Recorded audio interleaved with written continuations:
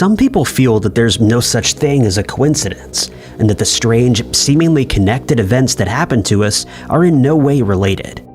Others think that they're very real and that some of the famous coincidental events that have occurred throughout history have some deeper hidden meaning. Number 10. Abraham Lincoln and John F. Kennedy are considered to be two of the best American presidents of all time. While they may have lived in very different eras, they each had a profound impact on the country, and at the time of their passing were as popular as ever. Lincoln is probably best remembered for abolishing slavery in January of 1863. This enabled African American men to serve in the U.S. military for the first time, and before his passing, he advocated that they should also have the right to vote. He was also at the helm during the Civil War, but as the war was about to end, he became the first president to be assassinated, an event that rocked the country in April of 1865. But he wasn't just a politician, as he's still the only president to hold a patent. He invented a device that could be used to lift boats out of the water if obstructions were present. His Gettysburg Address speech, which he delivered in November of 1863, is one of the most famous in the history of the country, and has been reprinted thousands of times over the decades. As for Kennedy, he made his thoughts on communism very clear from the moment that he was inaugurated as president, and opposed it the entire time that he served as president. He was also the youngest person to ever be elected as president at just 43 years of age. He was the only president to assign one of his siblings to a position in a cabinet. His brother Robert served as Attorney General, while the other Ted was elected as a U.S. Senator. In 1957, he won a Pulitzer Prize for his biography, which was entitled Profiles in Courage. But not everyone knows that there are some striking coincidences between these two presidents, starting with the fact that both their surnames contained 7 letters, but this is by far the least impressive. Each of these presidents was elected to Congress and the presidency exactly 100 years apart, as Lincoln entered Congress in 1846 and became president in 1860, while Kennedy's dates for these positions are 1946 and 1960. They were both involved in the Civil Rights Movement, albeit Lincoln is said to have had more of a vested interest. Both were succeeded by vice presidents who hailed from the South and whose surnames were Johnson, Andrew Johnson and Lyndon B. Johnson. Both Lincoln and Kennedy suffered tragedies, as they each lost a son while they were serving as president. But it's the events surrounding their respective assassinations that most people find inexplicably coincidental. They both lost their lives to attacks from behind a firearm, both being hit in the head in the process. Each of these attacks took place on a Friday, and they would lose their lives in hospitals with the initials of PH. Lincoln passed away at Peterson House, and Kennedy lost his life at Parkland Hospital. The attack on Lincoln took place in Ford's Theater, and Kennedy was attacked while riding in a Ford vehicle, a Lincoln convertible to be precise. Both men were in the presence of their wives when the attacks took place, but it gets even weirder from here. Each of their assassins were known by 3 names: John Wilkes Booth and Lee Harvey Oswald. Each of these names contained 15 letters, and both assassins lost their lives before they could stand trial for their crimes. Number 9. When we read about objects that are supposedly cursed, we usually conjure up images of ancient artifacts that were uncovered after thousands of years, haunted dolls, or objects that have been removed from a graveyard, for example. But there is one object that's said to be cursed, but it fits none of these descriptions. In this case, the object in question is a screenplay called Atuk, which was adapted from the novel The Incomparable Atuk, which was written by an author called Mordecai Richler in 1963.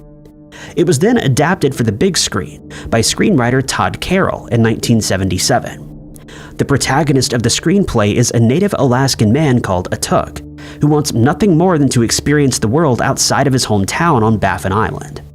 Then one day, a documentarian called Michelle Ross visits the village to film, and upon seeing her for the first time, Atuk immediately falls in love.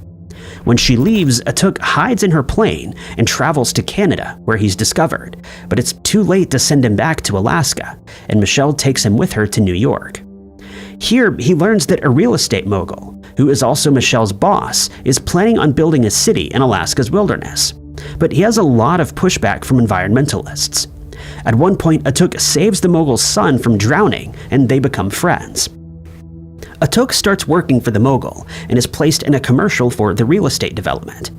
But he soon realizes that he's being used after the filming of the commercial, and convinced all the investors in the project to abandon it. He then goes back to Alaska, but is asked by Michelle to accompany her to Hawaii, which he does, and the screenplay comes to an end. The first person asked to look at the script was the well-known actor John Belushi in 1982. Not long after reading the script, 33-year-old Belushi passed away from the use of illegal substances, and the project ground to a halt. In 1988, plans for the film were revised, and comedian Sam Kinison was offered the leading role. United Artists backed the film, and production was started, but Kinison had his own ideas as to the creative control on the set, causing the entire production to come to a halt once again. He was later sued by United Artists, who felt that he intentionally sabotaged the project. 4 years later, Kinison lost his life in California after he was struck by a car that was being driven by an intoxicated driver. For the next 6 years, the screenplay lay dormant, and in 1994, John Candy was asked to take part in the movie. He read through the script and agreed to play the main character, but just 4 months later, he passed away after suffering a heart attack. The last actor to be affected by what many think is a curse is Chris Farley. Farley was a massive fan of Belushi's, and when he was asked to play the role that his idol couldn't, he readily agreed to read the script. By all accounts, he was on the verge of accepting the role when he, just like Belushi, lost his life to illegal substances, also in Chicago. While there's no way to prove it, the screenplay quickly gained a reputation for being cursed, and there are currently no plans for the film to be made. Number 8. Ryan Johansson and Seth Jones are both well-known NHL hockey players, but they were also involved in a strange coincidence that no one could have seen coming, and it left fans amazed when they found out about it. Johansson started his hockey playing days in the Greater Vancouver region of Canada, and eventually started playing for the Penticton Vees in the British Columbia Hockey League. He then moved to the Western Hockey League after being signed by the Portland Winterhawks. Following this, he became the 4th overall pick in the 2010 NHL draft for the Columbus Blue Jackets. He would remain with the team for 5 seasons, after which he was traded to the Nashville Predators. He took part in 7 consecutive playoff series with Nashville, and in 2017 played with that team in the Stanley Cup Finals, which they lost to the Pittsburgh Penguins. He was then traded to the Colorado Avalanche team and eventually played for the Philadelphia Flyers. In 2015, he was chosen as the All-Star Game VIP, and has been lauded for his commitment to the game during his long career. Unfortunately, he's suffered a hip injury that's put his career in jeopardy, and only time will tell whether he will return to the ice. Seth Jones started playing hockey when he was 8 years old. From 2006 to 2007, he took part in the Quebec International Pee Wee hockey tournaments, representing different Colorado teams. When he was 12, he relocated to Texas, and he then decided to play for the U.S. National Team Development Program. He represented the Dallas Stars Bantam Major team, during which time he scored 33 times in just 31 games. He was then chosen to play for the Everett Silvertips, but stayed in Dallas for another season. He then joined the NTDP and continued to impress. He was then moved to the Portland Winterhawks team and made his NHL debut with the Nashville Predators in 2013. He was then traded to the Columbus Blue Jackets in 2016, and in 2021 was traded to the Chicago Blackhawks, with whom he signed an 8-year contract worth $76 million. Many people are surprised to learn that his father, Popeye Jones, was an NBA power forward and currently serves as assistant coach for the Denver Nuggets. But the coincidence between these two players took place in 2016 when they were each traded for the other's team. Jones was traded to the Blue Jackets while Johansson moved to the Nashville Predators. Each of the men took their respective flights to their new cities, but as luck or coincidence would have it, they bumped into each other during their journeys when they arrived at Port Columbus Airport in Ohio at the same time. They later stated that they spent some time chatting about their respective new teams and cities.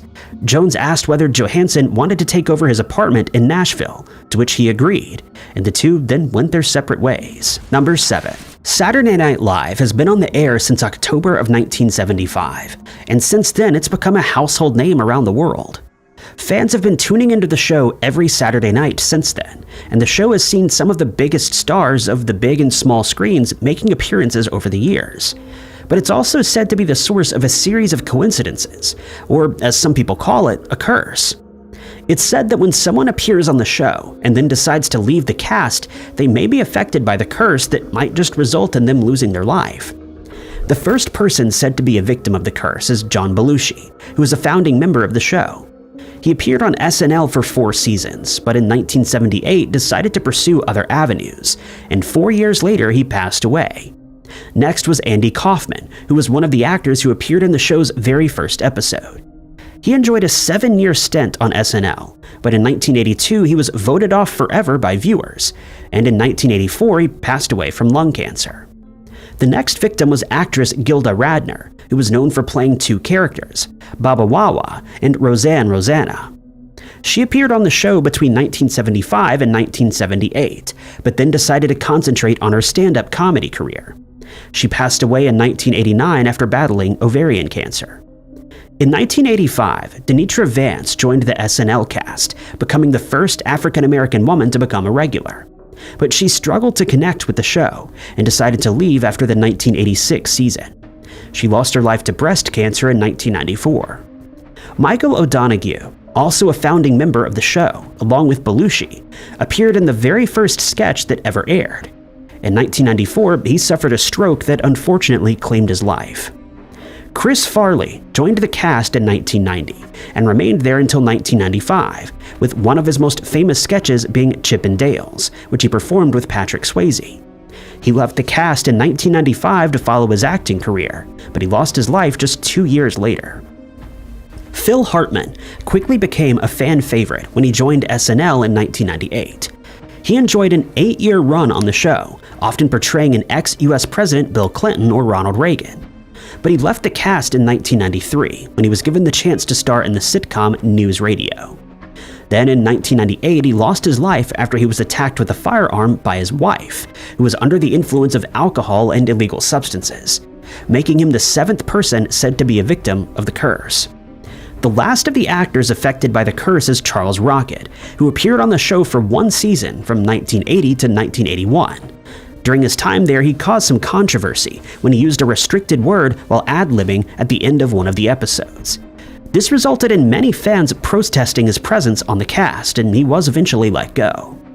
Following his stint on SNL, he had a lucrative acting career, but passed away in the field near his house in Connecticut in 2005. Number 6. Actor Josh Ryan Evans had a tough time growing up. He was born with a type of dwarfism that affected his heart. As a result, he underwent several surgeries while still very young. But it came with an upside. He spent a lot of time watching movies and TV shows while recovering, and as a result, made up his mind that he wanted to be an actor one day. During the 1990s, he appeared in several ads and landed roles on the courtroom drama Ally McBeal, and as an actor on Nickelodeon shows. He landed his first movie role in 1999 when he was cast as a toddler in the film Baby Geniuses. He then portrayed the role of a character called General Tom Thumb in the miniseries P.T. Barnum, and in 1997 he appeared in the drama series Seventh Heaven. Next, he provided voiceovers for characters in Poltergeist: The Legacy, and for a 3rd-grade character in the very popular kids show Hey Arnold, which has become somewhat of a cult classic. Then in 2000, he shot to fame after being cast in the film How the Grinch Stole Christmas, which starred Jim Carrey. He played the part of the young Grinch and was only supposed to play a small role, but after the director Ron Howard met with him, he was so impressed that he saw a lot more screen time. Being on the set was tough since he had to spend 5.5 hours having his makeup applied each day, but stated that he enjoyed working on the film and with Howard, who thought he brought a new element to the movie. The following year, he landed what was arguably his best remembered role when he was cast as Timmy Lennox, a living doll that appeared in the soap opera Passions. In the show, Timmy was created by a witch called Tabitha, who then turns him into a living doll. This role saw him receive several awards, amongst which were Favorite Scene Stealer and Outstanding Male Scene Stealer at the Soap Opera Digest Awards.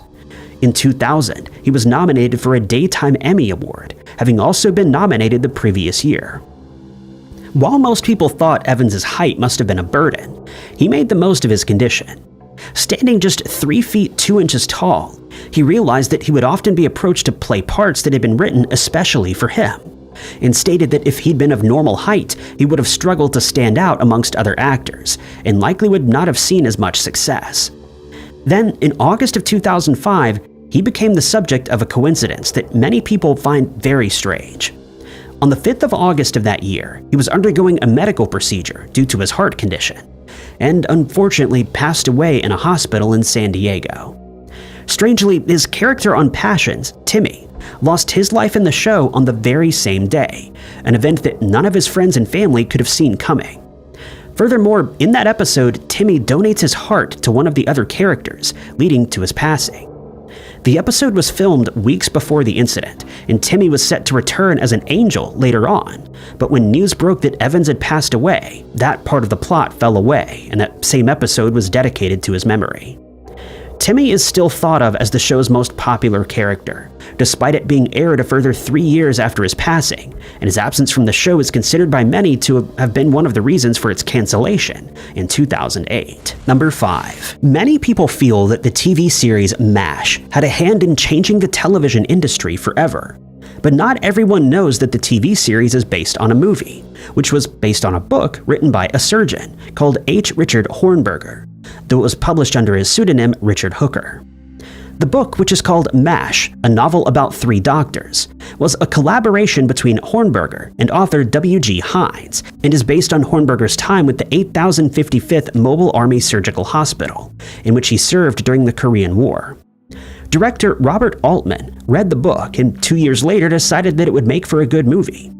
He changed the name of the unit to the 4077th, and the film did well, resulting in the series, which lasted for 11 seasons.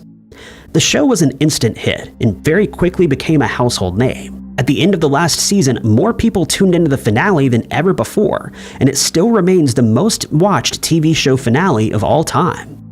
Quite unbelievably, the show's pilot was written in just 2 days by author and playwright Larry Gelbart. Gelbart had been living in London for some time after growing tired of Hollywood, but when he was asked to write a pilot for the show, he was quick to accept. One complaint that some fans have is the fact that the show makes use of canned laughter, something that Gelbart and the producer, Gene Reynolds, were dead set against, but CBS insisted that it be used, except for scenes that took place in the operating room. As the show continued, the canned laughter became ever quieter, and in the UK it wasn't used at all. The network also insisted that some scenes were cut since they were unpatriotic. In one episode, a group of soldiers attempt to intentionally get ill, and to do this they stand out in the cold for as long as they can. The scene was omitted from the show since it was a tactic that some soldiers actually used during the Korean War. But the show did have some problems. Actor John Rogers, who played the role of Trapper John, started voicing his opinion about the standard contracts that actors received in those days, and when he was ignored, he simply left the show, since he'd never signed a contract. The series also saw a slew of actors who weren't very well known at the time, but who would go on to have very successful acting careers, such as Patrick Swayze, Leslie Nielsen, Ron Howard, Lawrence Fishburne, and John Ritter, to name but a few. When it finally came to an end, the finale, which was entitled Goodbye, Farewell, and Amen, was watched by an unbelievable 121 million people, proving that it was one of the most successful TV series ever made. But the show is also the subject of a very strange coincidence that took place in February of 1996. The role of Colonel Henry Blake was played by Roger Bowen, and then in the TV series by McLean Stevenson. On the 15th of February of that year, Stevenson suffered a heart attack that unfortunately ended his life. Just hours later, Bowen suffered the same fate and also passed away. Stevenson passed away in Los Angeles, while Bowen lost his life in Marathon, Florida, while on vacation. To avoid confusion in the media, the Bowen family didn't immediately break the news of his passing, and only did so a week later. Number 4. Carrie Fisher is best remembered for her role as Princess Leia in the original Star Wars film, but she was familiar with fame in all things Hollywood from the day that she was born, since her mother, Debbie Reynolds, had been in the industry for a long time. Reynolds made her way into the industry after winning a beauty pageant in 1948, where she was noticed by talent scouts from MGM and Warner Brothers. She decided to sign with Warner Brothers, and she would rise to fame after starring in the film Singing in the Rain. She married Eddie Fisher, and they had a daughter, Carrie, in 1956. Carrie soon grew used to the fame and fortune around her and started showing interest in becoming an actress from an early age, just as her mother had. In 1975, she landed a role in a movie called Shampoo, and when she was cast in the Star Trek movies, she became an icon. Reynolds and Fisher's relationship had some issues at times, but they remained very close, and fans have noticed many similarities in their respective careers. For instance, they both landed their breakout roles when they were 19 years old.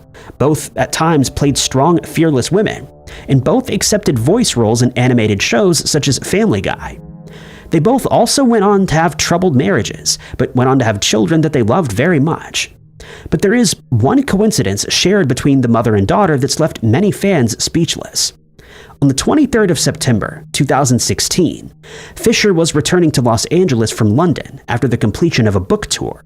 But just as the plane was getting ready to descend, she started feeling sick and suffered a heart attack that landed her in the hospital. She'd pass away 4 days later, leaving Reynolds distraught at the loss of her daughter. According to some sources, she was inconsolable and understandably struggled to come to terms with the news. The very next day, Reynolds suffered a stroke and was taken to a medical center in Los Angeles. Here, she stated that she wanted to be with Carrie just moments before passing away. Many people felt that she passed away from a broken heart, but her son stated that this was not true and that she simply left to be with her daughter. Number 3. Ice hockey is an intense game that moves very quickly, and the athletes that take part in the sport need to be very fit to keep up with their opponents. While the sport may be very popular in the US, Canada, and Scandinavian countries, it doesn't have such a big following in other countries, though it is played across the world. Because of this, not many people are aware of a coincidence that took place in 2 different games being played at the same time in December of 2023, involving 2 brothers, Arbor and Florian Jacki, who were playing in different parts of the US. Arbor started his hockey career in the minor leagues with the Hamilton Huskies, a team that's based in Ontario, Canada. He missed out on the 2017 Ontario Hockey League priority selection draft since he was of a slight build. Because of this, he started thinking of pursuing other avenues, but his parents encouraged him to keep playing. He then started playing as a junior for the St. Catharines Falcons in Ontario and was invited to the Kitchener Rangers training camp in 2018. He was picked for the team but only played 2 seasons before the COVID-19 pandemic struck, and the 2020 and 2021 season was canceled. He then signed with the Montreal Canadiens as a free agent and remained with the Rangers until he was traded to the Hamilton Bulldogs. The team made it to the Memorial Cup final but lost to the St. John Sea Dogs.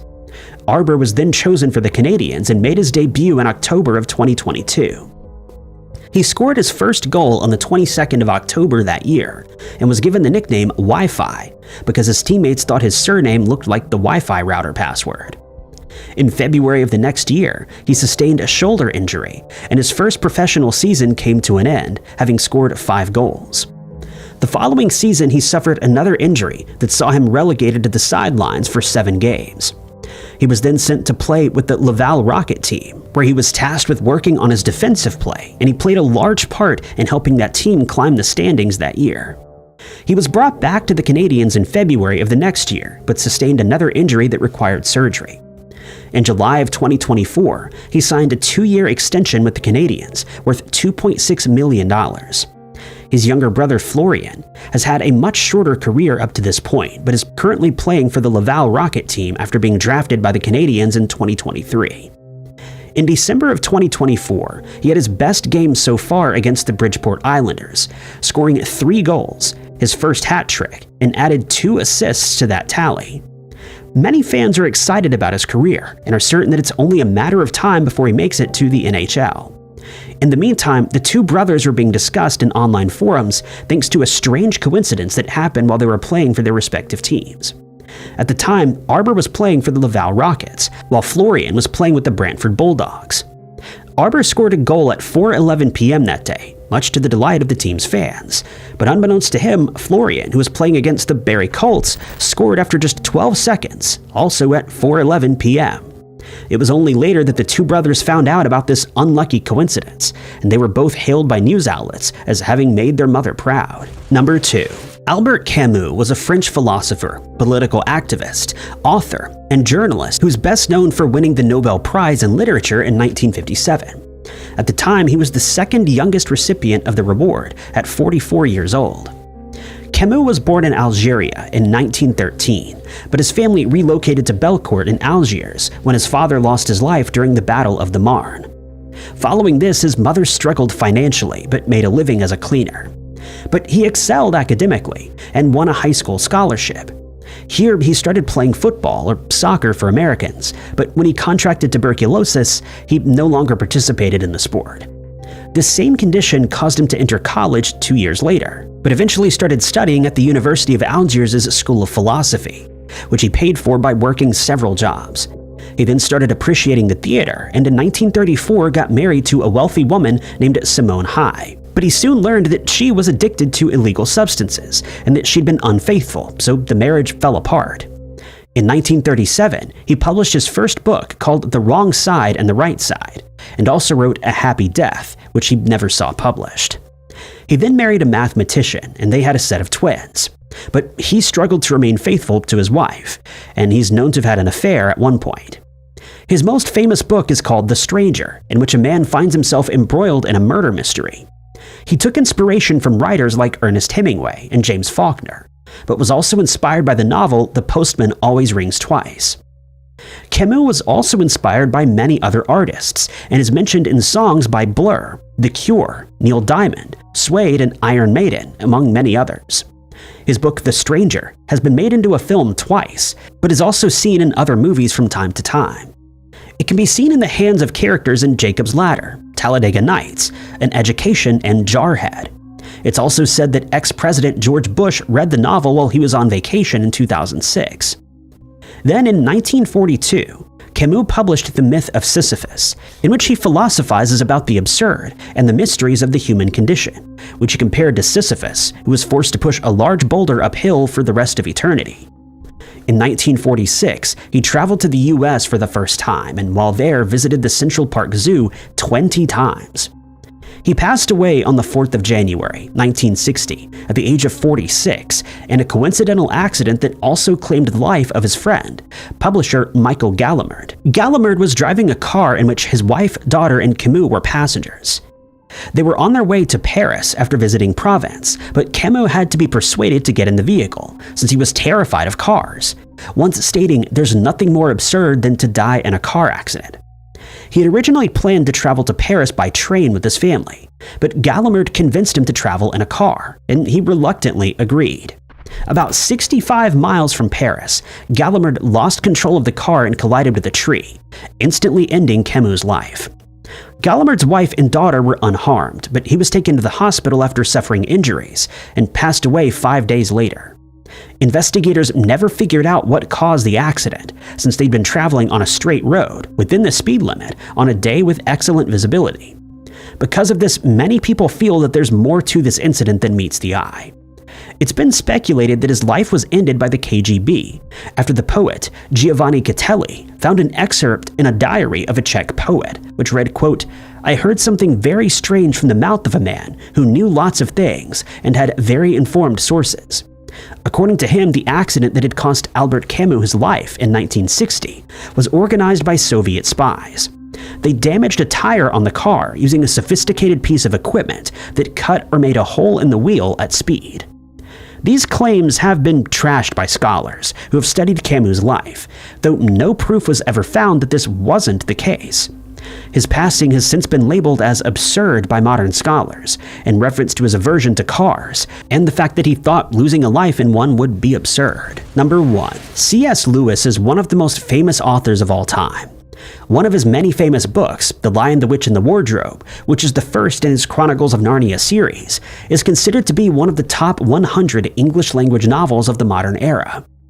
Lewis attended Oxford University, but his studies were interrupted by the outbreak of World War I. When his military service came to an end, he returned to Oxford, where he became an English literature tutor at Magdalen College. He'd always had a love for fantasy novels and was inspired by authors such as George MacDonald.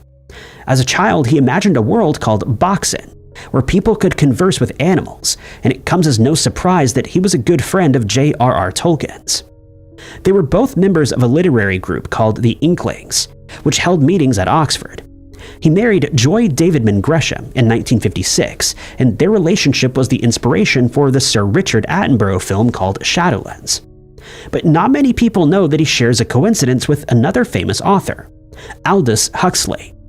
Huxley had a rough time as a teenager since his mother passed away, and shortly after he started suffering from keratitis, which is inflammation of the corneas. He spent most of his life struggling with his vision, but managed to improve his condition by exercising his eyes and spending time in the sun, though medical professionals have since expressed their doubts about this type of treatment. He's best remembered for his novel Brave New World, in which he describes Earth in a dystopian future. But he wrote many other novels, such as The Doors of Perception and Heaven and Hell, and even contributed to Vanity Fair, House and Garden, and Vogue magazines.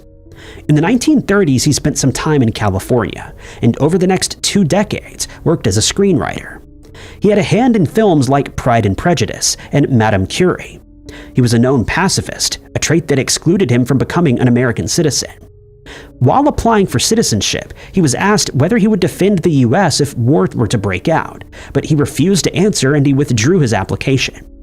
He was also very outspoken about the overpopulation of our planet, and stated that if the population was to increase at the current rate, food reserves would become depleted, and that a powerful central government would be formed, leading to an unrest among the public. In 1960, he was diagnosed with cancer of the larynx, and he would lose his fight with the disease 3 years later. That same year, C.S. Lewis was admitted to a hospital after suffering a heart attack. In November of that year, he was diagnosed with kidney failure, and on the 22nd of November, 1963, he passed away at the age of 64.